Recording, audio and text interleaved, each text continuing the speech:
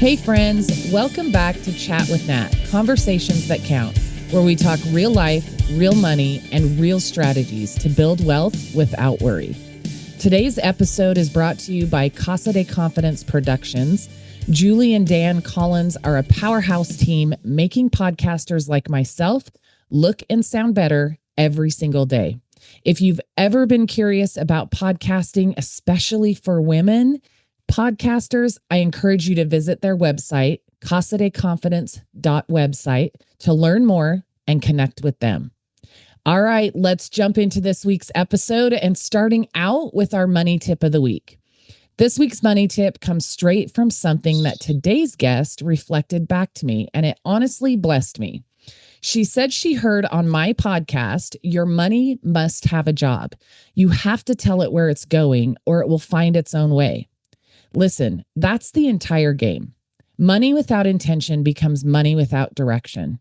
And calm financial leadership creates calm homes.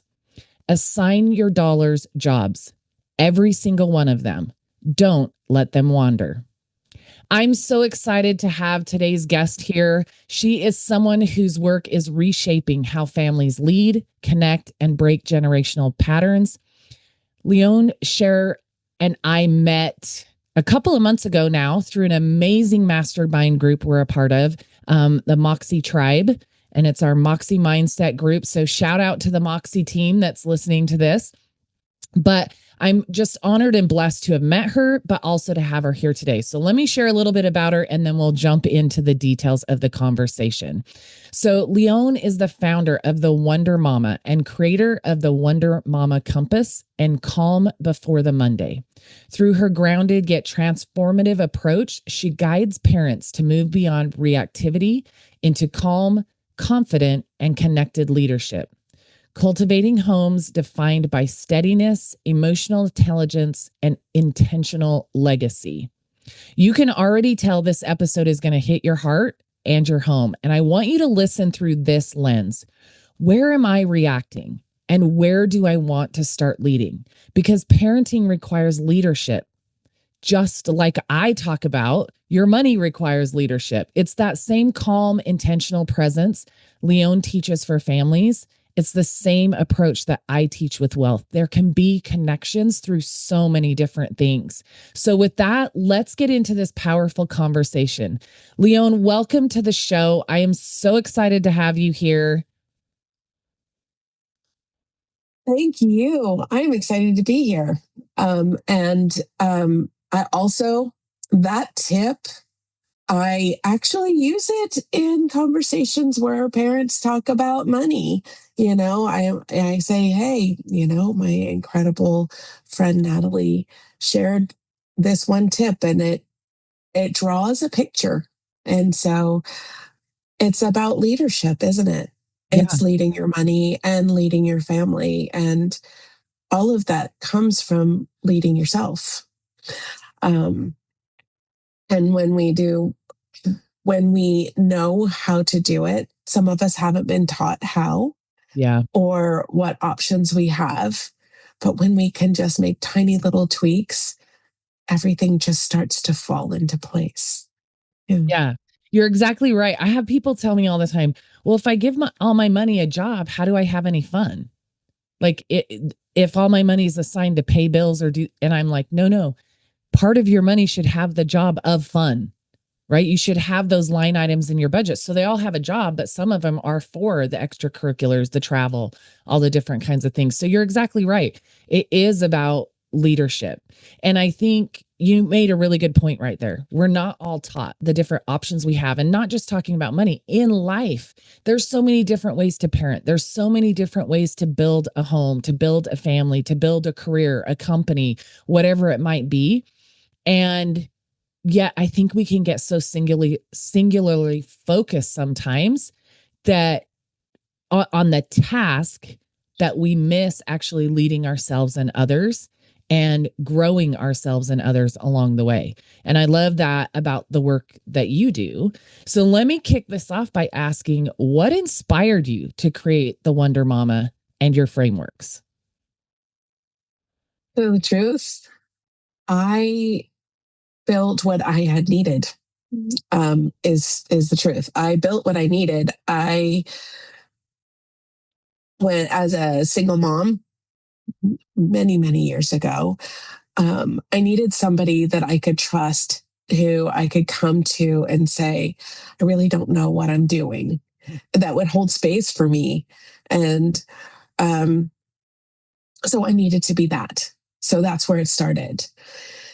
And over time, I've built tools and frameworks that worked for me and shared them. Hey, this works for me. And the more people that helped made me go deeper, learn more, study harder, talk to more thought leaders, talk to more physicians and coaches and therapists, and read more books until I realized that there were tools that we all could benefit from. And that's really where the WonderMama came from, is so many parents need support. So many parents need a safe space to land and say, this is where I am, and I have no idea where to go. And I think that that's foundational for everybody, right? We all need to start where we are instead of comparing ourselves to where we see others. Yes. Because that's not our reality. So I like to start. I had to start where I was. I had to start from the start. And for many parents, if I may just roll into it, for many parents, it's, I am overwhelmed. I have too much going on and I don't have time to do work. I don't even know what the work would be, which is why Calm Before the Monday came out at all.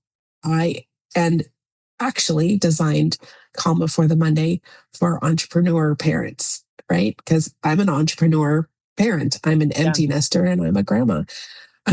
So I designed the whole system based on what I needed and what the clients that I met was meeting with needed, and something stripped down and something that would honor the life that we're all actually living. Not my life, not your life, but we could design our time the way we needed to. So anyway, that's, we have to start where we are. And this is what I needed a long time ago. And since I didn't have it, I thought I would build it. I love it. So you mentioned a couple of things that caught my ears. And the first one is, it's what you needed, that safe space to where you trusted to be able to say, I have no idea what I'm doing. And too often, oh my gosh, I've also been a single mom for years and years. And I related with that so much. And so I'll speak from myself, instead of just speaking in general for what I've observed. Is there were times I desperately needed somebody I could talk to just to release and reset. There were times I needed somebody that could give me advice that I felt like wasn't going to judge me. And I am very type A. I am a D, a very hard D, whatever, if you're familiar with the different personality things, if you're listening to this. And so for me to be able to admit that there was some place that I knew I wasn't doing the best I could, or I had no idea where to even start, that was a non-starter.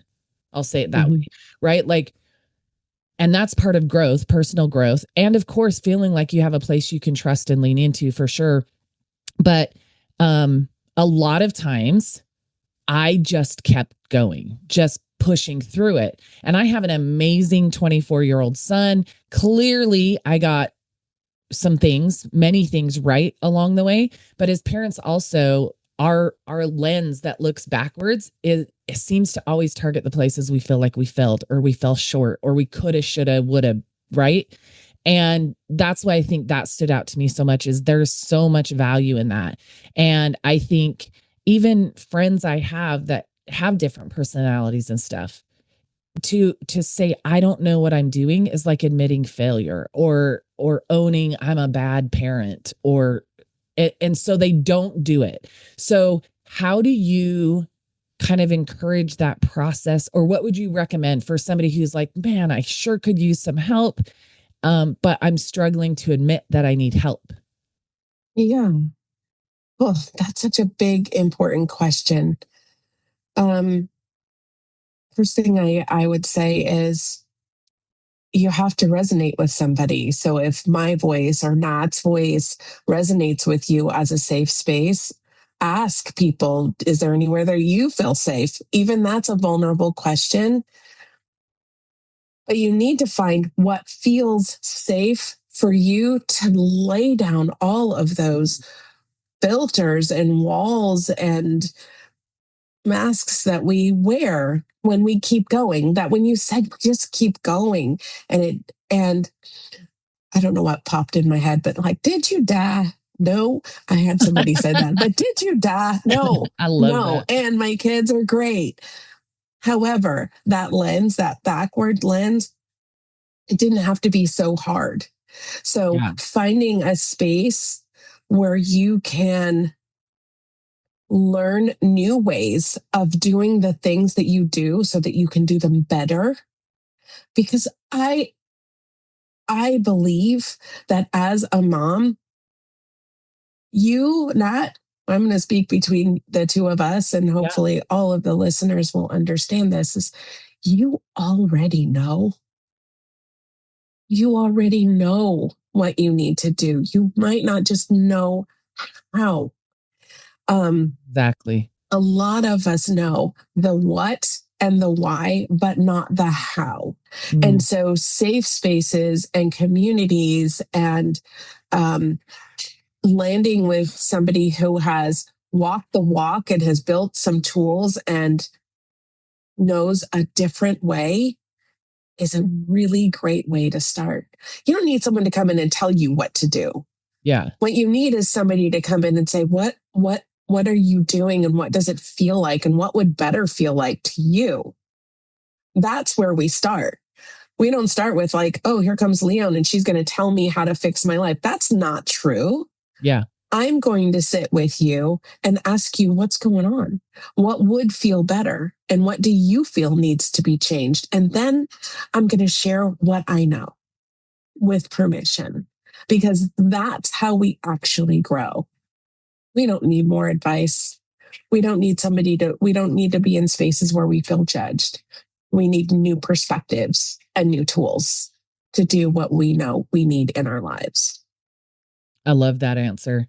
Uh, I'm going to sit there for a second. I love that answer because we often think it is about comparison. Like, if I admit I'm struggling in this area, number one, they're going to judge me. Number two, they're going to tell me that I need to do it this way, that way, or the other. Or our frame of reference is maybe from the parents we had who were just doing the best with what they had as well, right? Which came from their parents who did the best they knew with what they had. Like, it's a generational thing, but the world is constantly changing. The world in general, full stop. Then on top of that, expectations, schedules, two parents working in the homes, right? Like, that really happened during your and my generation. Now it's the norm, but it also brings with it a lot of additional responsibility. And then you're trying to figure out a household. You're trying to figure out how to step back into that household at the end of the day with positivity, energy, joy, and pour into your family, right? So there's not just one answer. And I loved when you said, what would better feel like to you? Because it's not about what worked in your home or my home or somebody else's home. It's that person. What are they dealing with? What's on their plate? What's weighing them down? And here's the thing, I said, like, I would just push through and just do my best to figure it out because I didn't want to admit that I wasn't capable, is right. That's what would go through my mind. I'm not capable. So I don't want to admit that. So I just keep going. And yet, while my son turned out great, I think it could have been better in some areas because my carrying that weight, my pushing through, that affects them as well, whether you realize it or not. Children are so intuitive because they haven't gotten into the world where there's the expectation and the roles you step into and the responsibilities that come with it. They go by what they feel. Mhm. Innately. We step into adulthood, and I think that a little bit gets shaved off, which I don't think should, but life, right, can kind of impact that when you become an adult. And so if you're carrying that, your kids are feeling it. And they have no clue what it is they're feeling, but they feel it. And so that can carry things forward. And then I think the other thing you said that I want to touch on before we get into the next question, which I'm excited to talk about too, is you mentioned you created what you needed back in the day. Mhm. And in the coaching world, in the entrepreneur world, whenever you're stepping into creating a business that comes from passion within you or a purpose or something you're feeling called to, there's always that question of what qualifies you or what qualifies me, right? You may be asking that of yourself. You may be having conversations with other entrepreneurs, getting to them. You're like, what qualifies you? You know what qualifies you? That you've been there. That you've been there. I believe higher education is a great thing for people to step into. I do not believe it is always necessary. I believe that life experience in a lot of areas is what qualifies you. And I've heard in many different ways it's said that you are uniquely qualified for the work you do because you're helping the person you used to be. You're helping the person you used to be. And that's, to me, that's what you said there. And I thought that was beautiful. Because I also think it plants the seed of this is a safe space. And this is somebody I can trust more than, hey, go find a parenting specialist or go to a family counselor, right? Because they, and I'm not saying anything bad to those of you where I am a full-on believer in counseling and therapy. I have stepped into that so many times in my life and it has been a blessing beyond belief. So I'm not bashing that whatsoever. But when you have somebody who is resistant to that because of the degree on the wall or the letters behind the name of, I don't know this person at all, and they're going to give me that clinical conversation, which they don't all do. Again, I'm not bashing that. But when you're looking for that ongoing coaching, that person that's been where you're at, it's often found in programs like yours. Yes. So Often. Yes. And I don't think any of us are immune to comparison or fear of being judged, because I did build what I needed, but I went and got my credentials first because I didn't want anybody to question it. Actually, I learned a lot doing that, going through coaching certifications and through the ICF and all of those things and blah, blah, blah. But the truth is exactly what you said. The truth is exactly that. Unless you have lived a life that has hungered for the need that you're filling, it's harder to connect to it. As a parent, there's billions of us out here. Not all of us are willing to say we're really struggling. But can I take a little side note? I don't even know what you're going to ask next, but about a month and a half ago, I posted about a client that I was working with who was single mom. And I was feeling her deeply because I recognized her in my old life. But her son, who is 9, was getting in trouble in school, like a lot of trouble in school. Like every day he went in, he was disruptive, he was argumentative, it was just really bad. And he was mixing with a group of like troublemakers at school, and they were laughing and they were problems. And so he spent a lot of time in the principal's office, a lot of time, and she was getting calls all day, every day. at work, having to leave school. He's expelled. He's 9. I'm like, okay, I keep going back to he's 9. And she was like, and he's on punishment and he's this, and I'm taking this away, and it's always a fight. And I was like, can I ask you a question, Mom? Who's on his side? I'm not saying that he doesn't need to be accountable for behaviors that are unacceptable. I'm not saying that he doesn't need to speak kindly and all of those things, but where is his peace? So look through the lens of this 9-year-old little boy. Anyway, she began to set some boundaries, speaking to him differently, meeting him where he was, asking him about his day, and became a safe space for him because she was working so hard just to make everything right, that everything was so hard.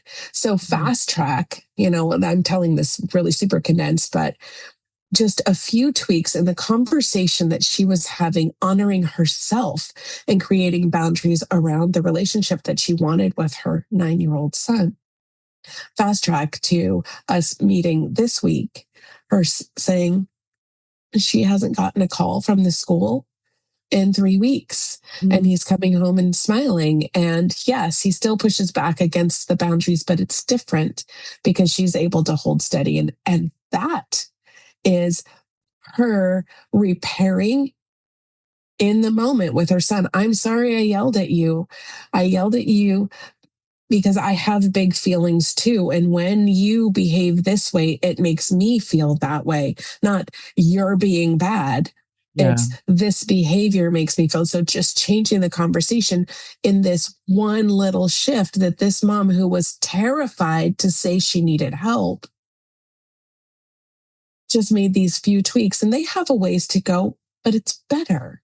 Yeah. And for her and for her son, her beautiful 9-year-old son, things are better. And that's what better looked like for them. And she didn't have access to those things. She was only doing what she knew. Mm-hmm. So I think that's it in action. Yeah, absolutely. And I think, gosh, what I heard from that is that, and it made me stop and think, like, right, as parents, we're like, okay, this is what a parent's supposed to do. This is how a parent's supposed to show up. And when they get in trouble, okay, there has to be consequences. And when they do something good, okay, there has to be praise. But sometimes with a child who is constantly maybe getting into trouble, or causing disruption, things like that, your focus becomes so much on the consequences of that you forget the other side of it.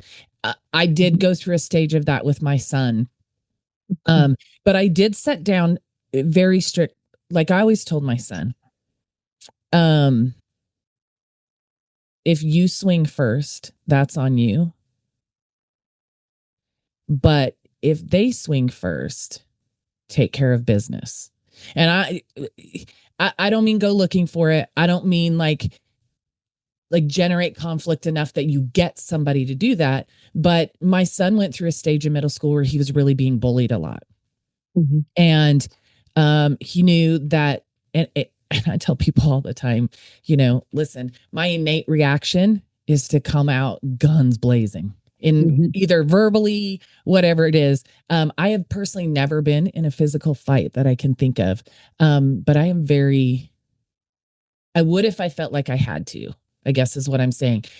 But I always told my son, like, you don't start that stuff, you walk away from it. And I found him in a place that, because that was the boundary, and that was what I told him all the years of growing up, that when he got in middle school, he couldn't figure out how to handle it. And so he would just explode because he's like, I'm not supposed to do anything. I'm not supposed to do anything. I'm supposed to walk away. I'm supposed to walk away. And I almost, it was almost like I put handcuffs on him to stand up for himself.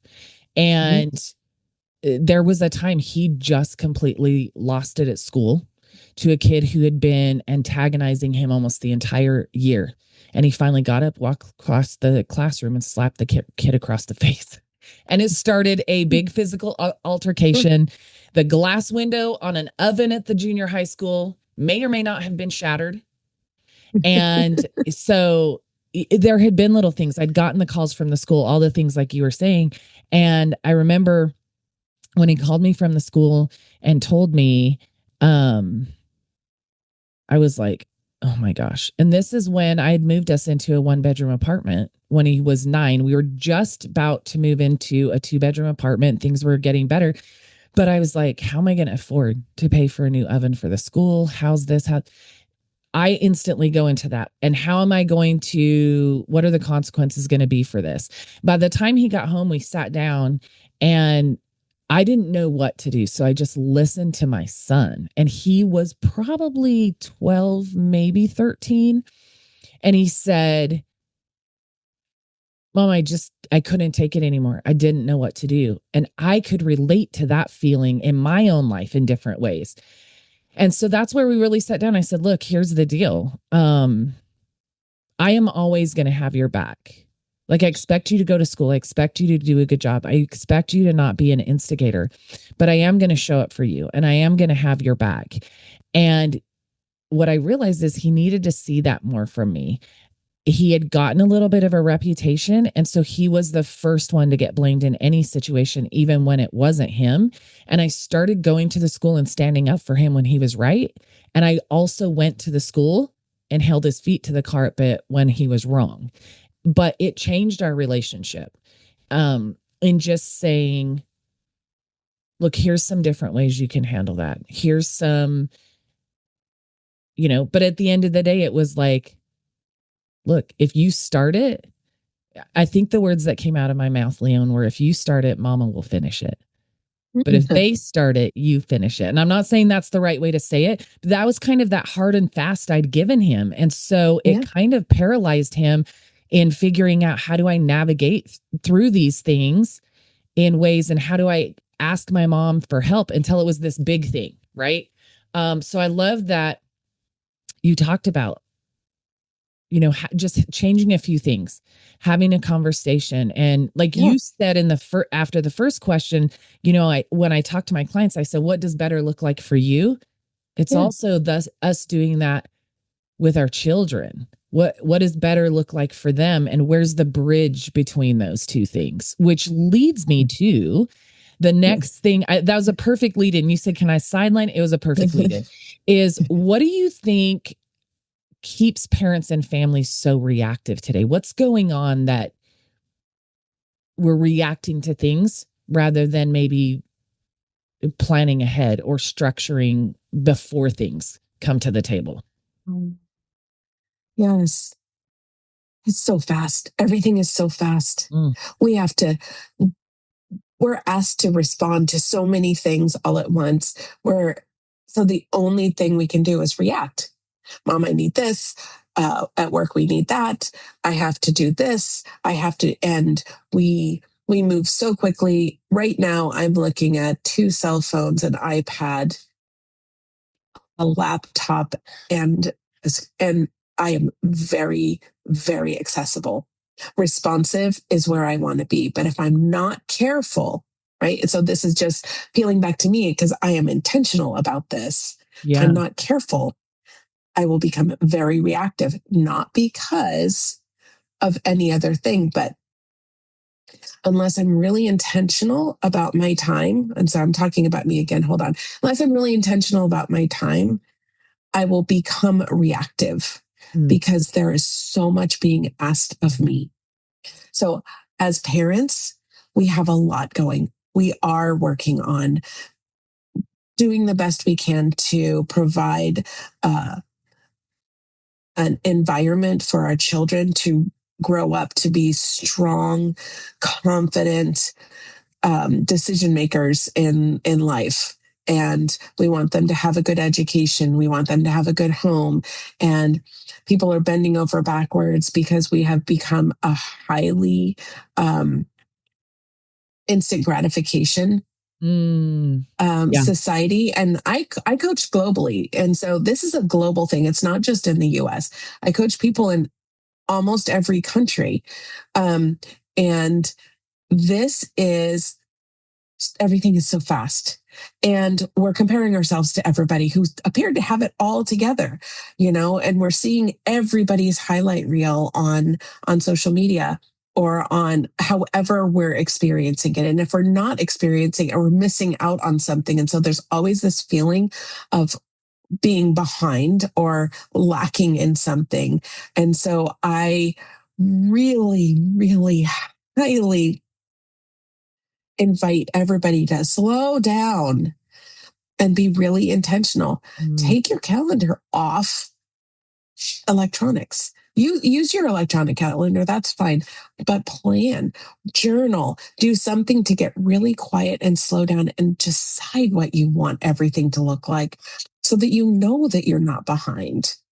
But unless we take ourselves just a little bit away from it, we need to use our tools. We definitely need to use our tools. We need all of the things, but we have to remember that we're human.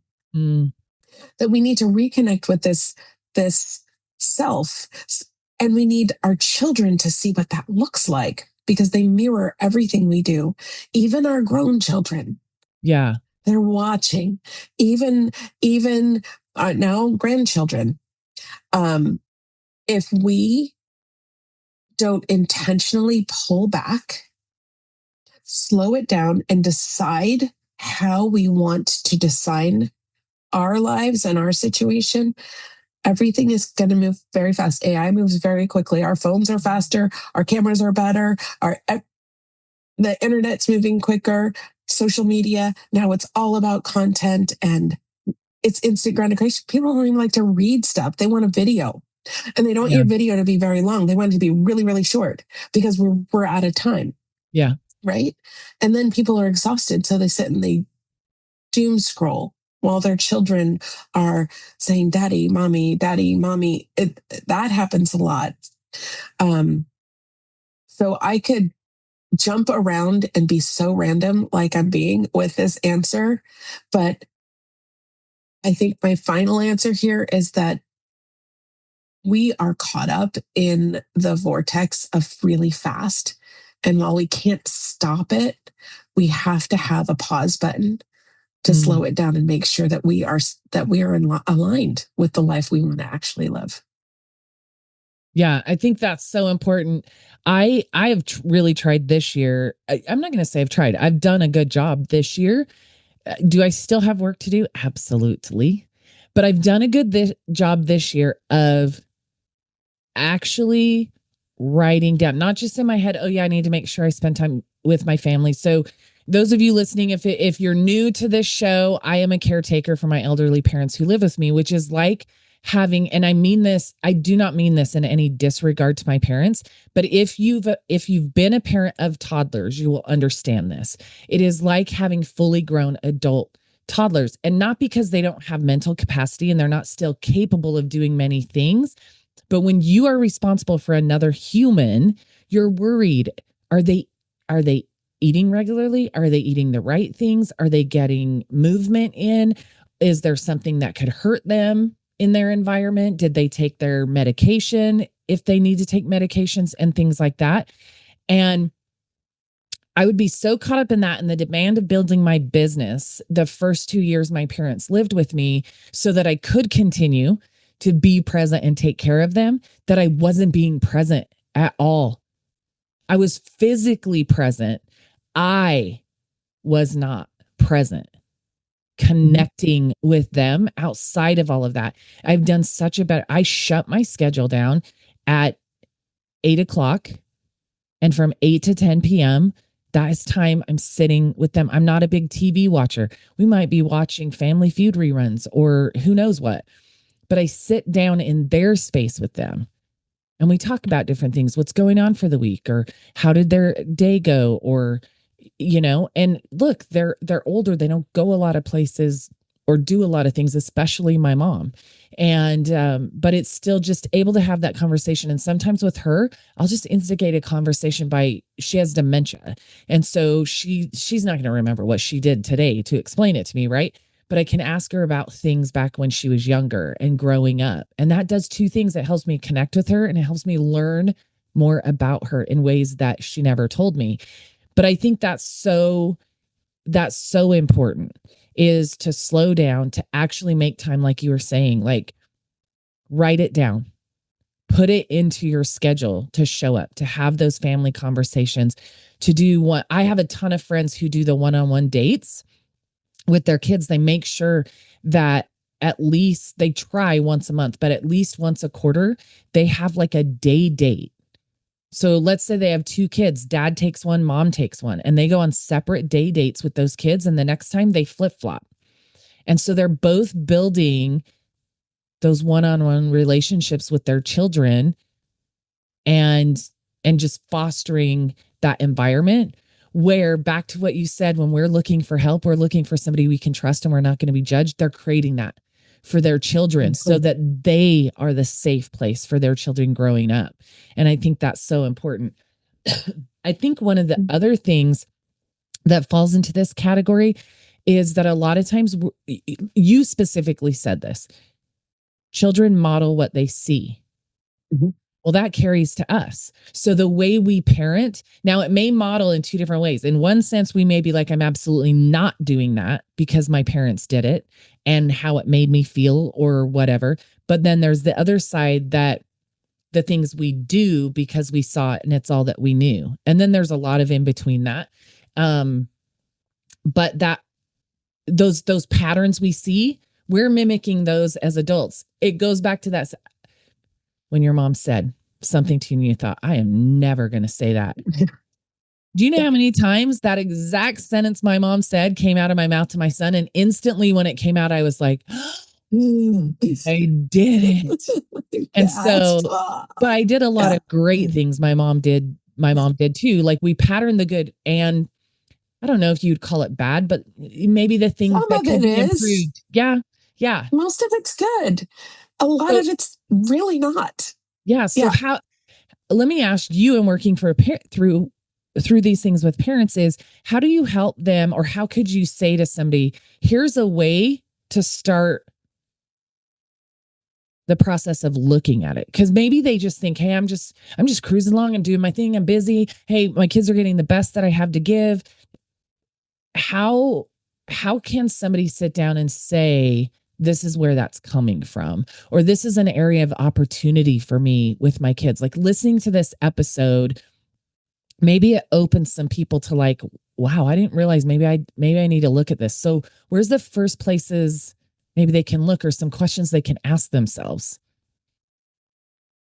I have so many things. What's the first thing?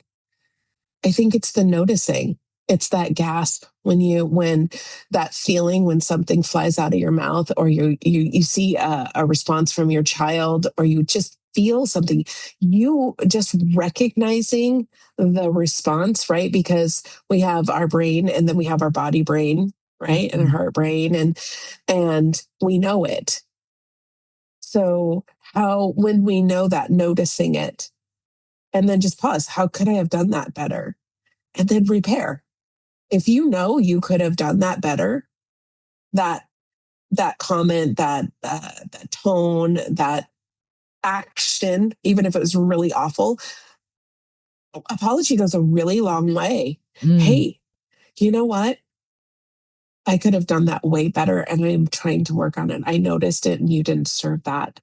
This is why that happened inside of me, and this is what I'm working on. So for me, I would say pause and notice, like, what do you feel in your body? When something like something really big happens, and that sort of icy feeling, I'm assuming everybody has it, like that sort of, that was terrible, in your whole body. That is a huge indicator that something is wrong. If it's coming in from you, you need to check it. Notice it. What could I have done differently? Even if it's later, that's fine. If you notice it in your child, check it. Maybe not in that moment. Like, if it's a really big situation, come back, bring back the conversation. Hey, I noticed this when this.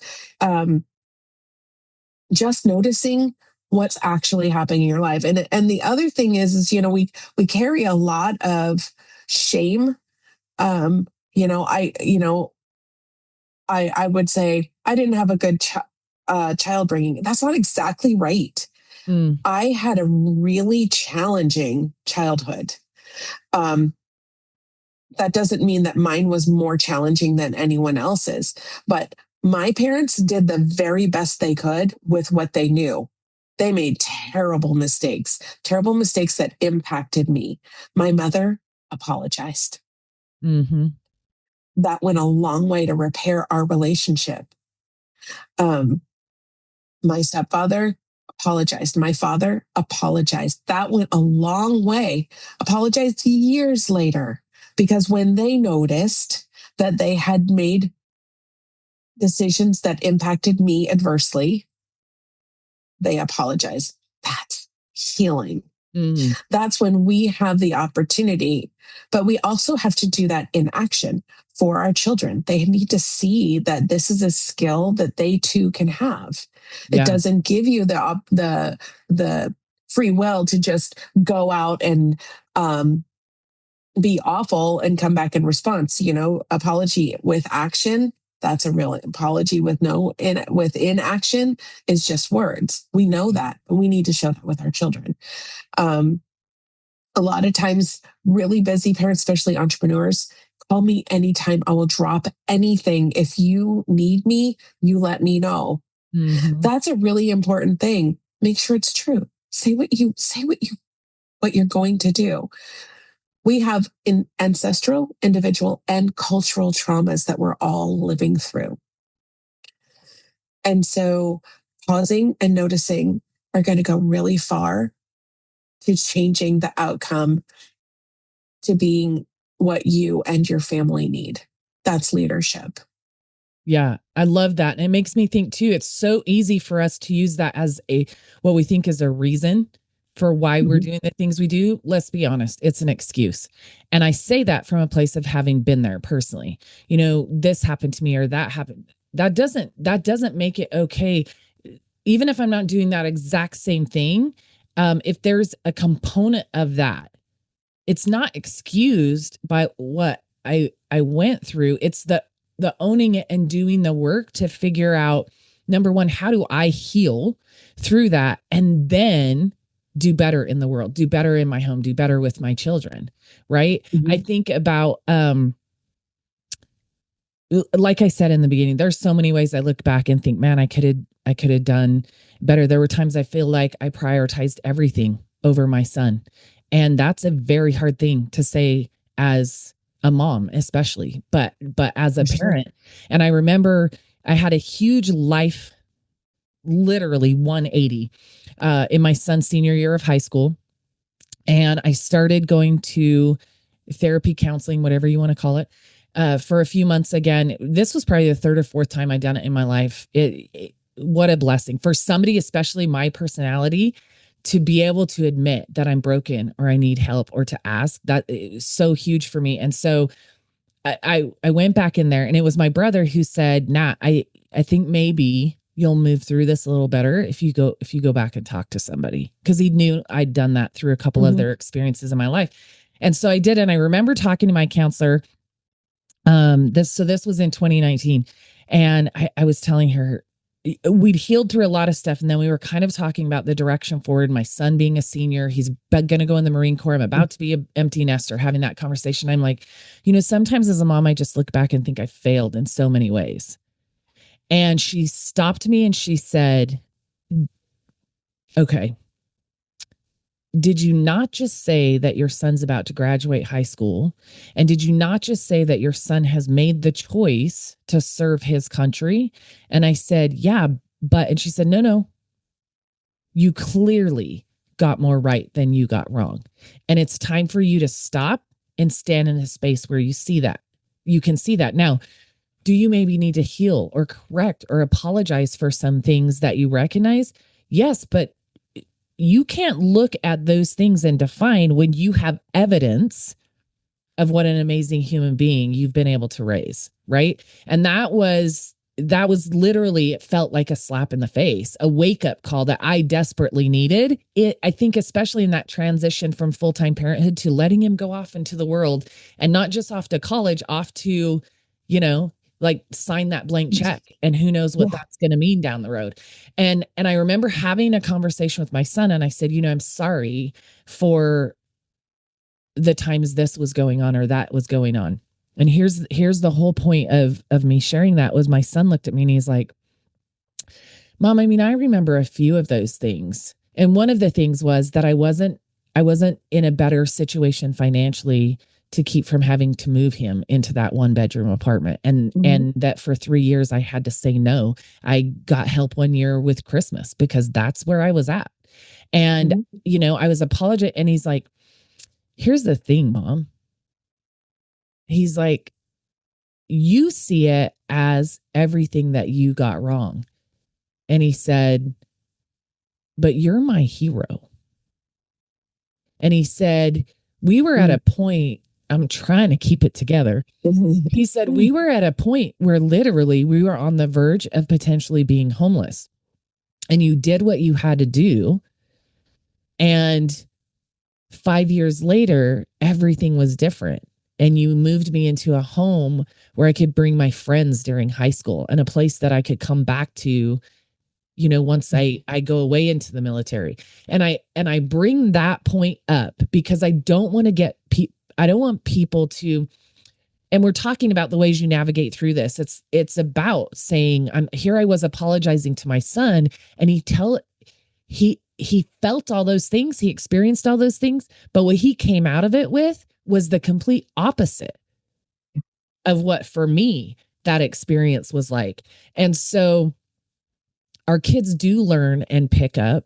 And when we apologize to them, we model apologizing, and then they learn that and they come and apologize to us for something. And that's when we get to model grace, that forgiveness, right? Yeah.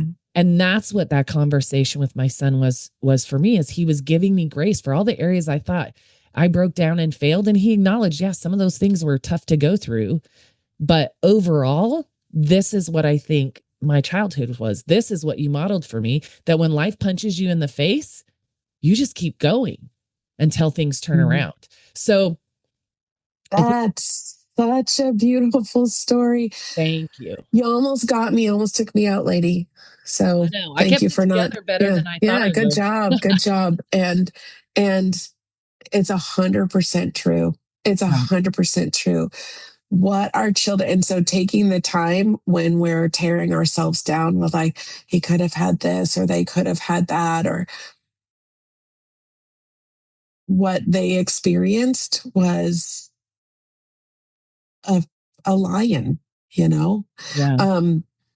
I remember sitting down at a mall, was shopping with two of my sons, and they went back and forth and talked about the time that I didn't have any power in the house. I didn't have power.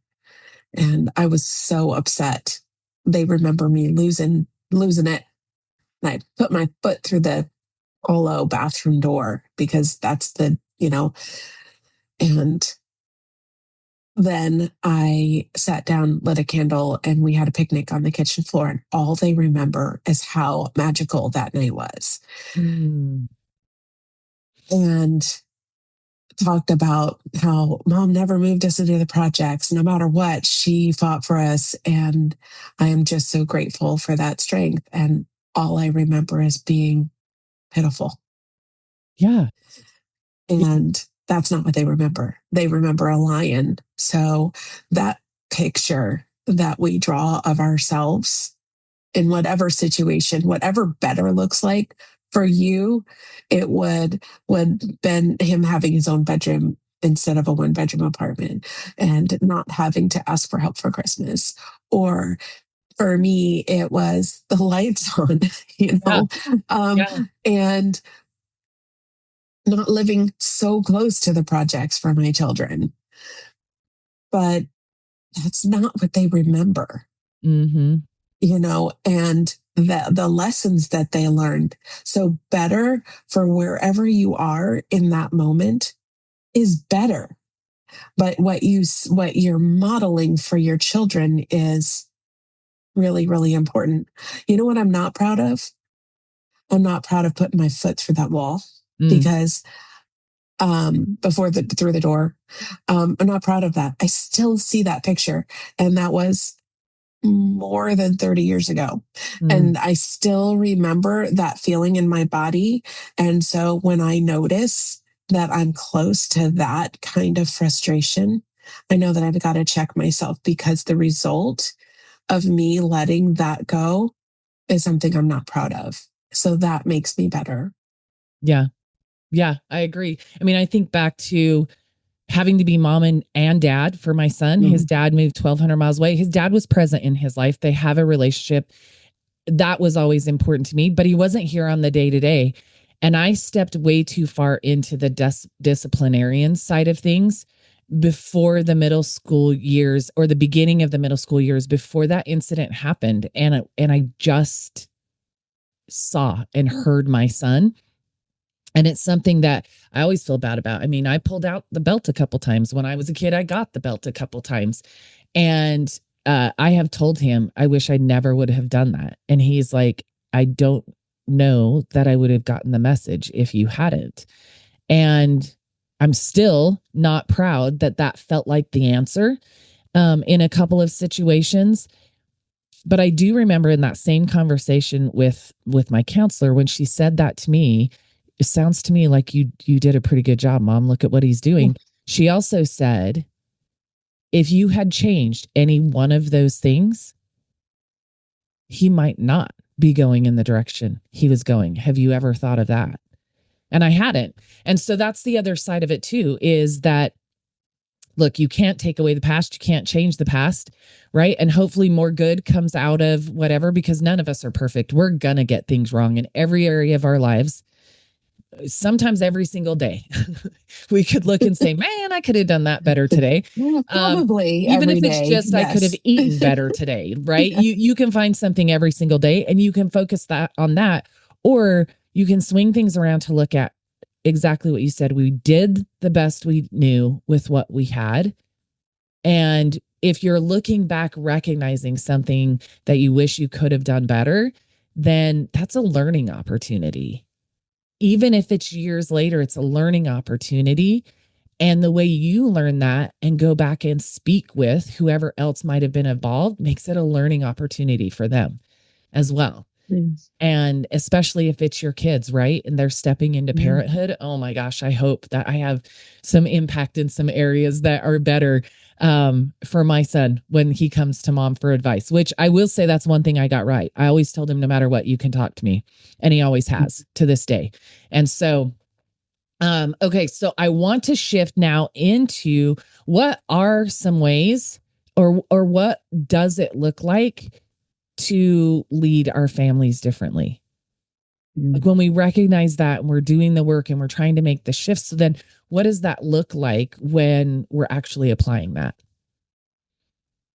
What does it look like? So I think, going back to the last question, it looks like noticing and making choices. We have to make choices that are aligned with who we are.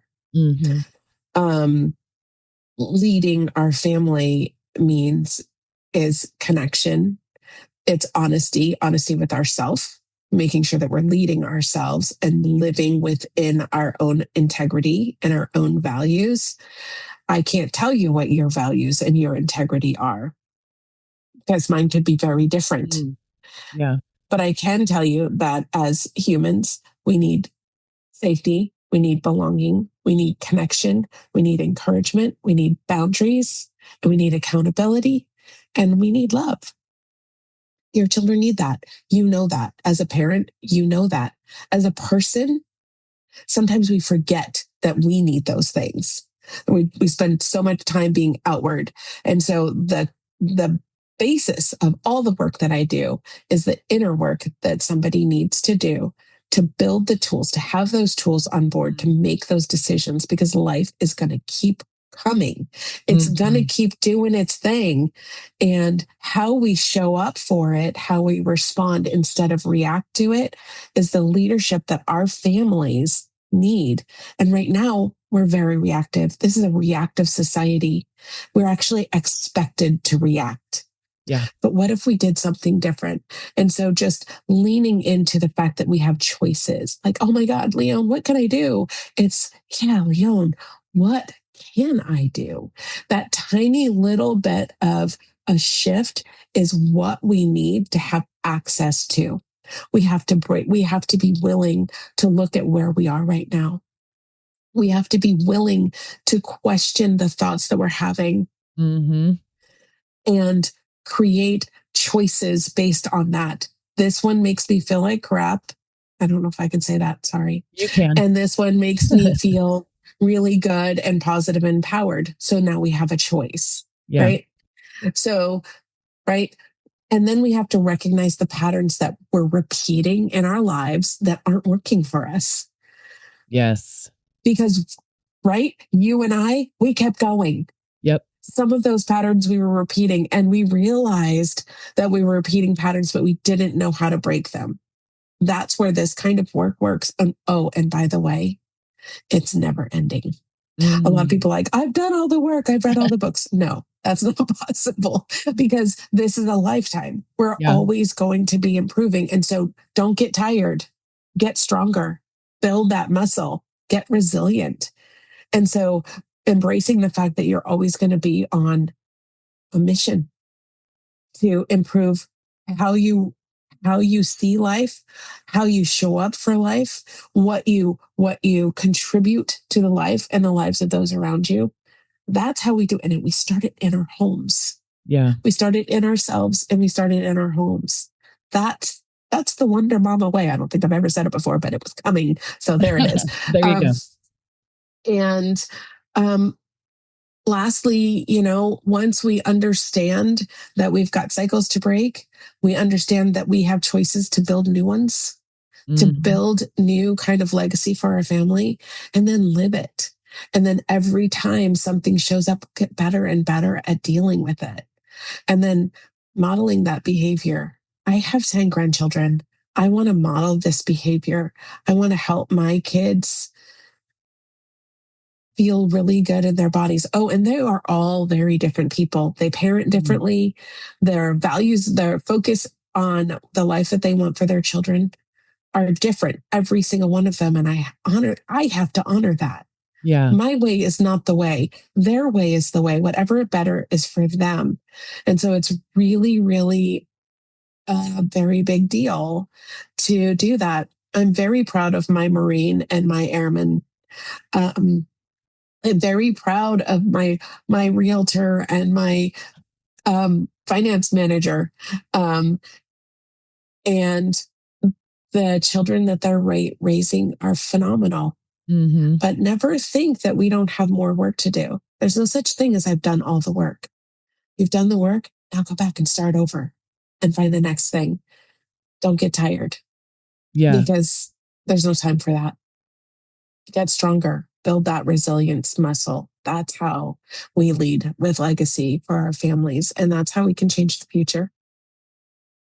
I love that.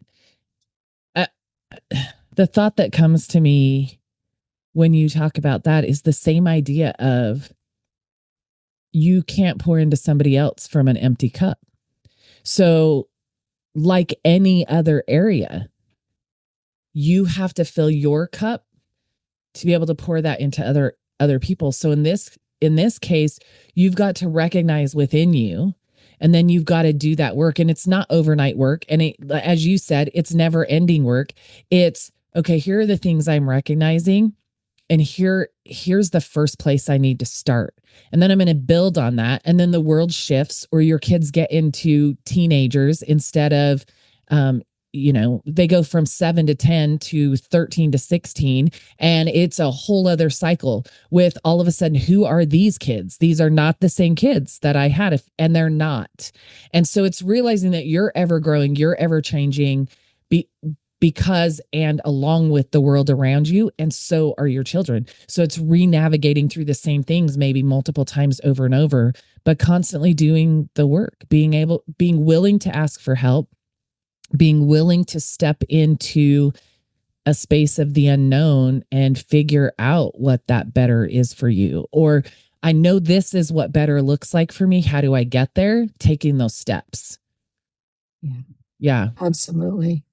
Thank you. And thank you for, kind of mirroring that, all of that back. And while you were talking, I was thinking about the new chapter that popped up for me this week. Mm. I drove my son, who's in the Air Force, to the airport. And he said, "Oh, I am so looking forward to sleeping in my bed and going home." And I was like, "Oh, my home is not home anymore." Mm-hmm. And I was like, "Oh, that's a new thing. That's a new thing too." And so instead of going, "But my home is home," which is the first thing, the reaction Yep. was, "I am so happy that you have a place to rest your bones that feels like home to you. Mm-hmm. I am so happy and proud of the life that you're living," because that's the truth. That's more true. And it was just a minute thing, but I would say 10 years ago, I might have burst into tears. Yeah. Yeah. Yeah. Oh, I can feel Yeah. that. I can feel that Yeah. one.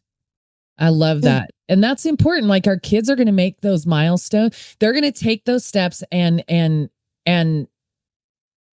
make those milestones along the way that are going to be a little bit painful for us because it's cutting another string or it's, stretching out the elastic a little further, whatever that is. And it's not going to feel great for us initially. But you're exactly right. They're the things that we need to be proud of them for. And people ask me all the time, man, how do you deal with it? And you know this, you're a mom of a Marine and an airman. How do you handle it so well that there's all this turmoil in the world? And I tell people, I'm a woman of faith.